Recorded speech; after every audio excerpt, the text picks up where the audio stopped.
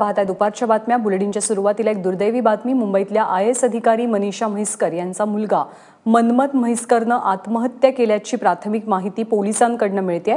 मनमतचा आज सकाळी इमारतीवरनं पडून मृत्यू झाला होता आणि ही आत्महत्या असल्याचा प्राथमिक अंदाज पोलिसांनी वर्तवलाय।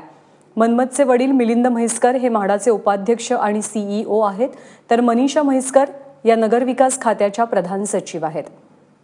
ऋत्विक भालेकर आपल्या सोबत आहेत। ऋत्विक, या घटनेबद्दल अधिक माहिती काय मिळतेय? ज्ञानदा, थोड्याच वेळापूर्वी जी माहिती मिळालेली आहे त्यानुसार सर्व जी जे हॉस्पिटलमधली प्रोसिजर आहे ती पूर्ण झालेली आहे आणि हा अपघाती मृत्यू आहे की आत्महत्या आहे याबाबत अधिकृत माहिती अजूनही उपलब्ध होत नसली तरी प्राथमिक अंदाज जो वर्तवला जातोय तो असाच आहे की या ठिकाणी हा अपघाती मृत्यू नसून आत्महत्या असावी।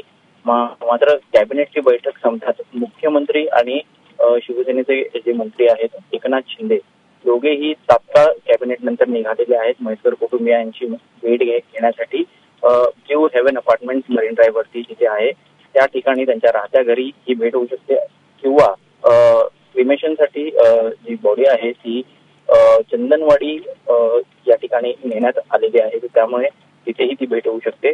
त्यामुळे शासन स्तरावरती सर्वतोपरी काळजी घेण्यात आलेली आहे आणि अधिकृत याला दुजोरा अजूनही मिळत नाही। ऋत्विक, धन्यवाद या माहितीबद्दल।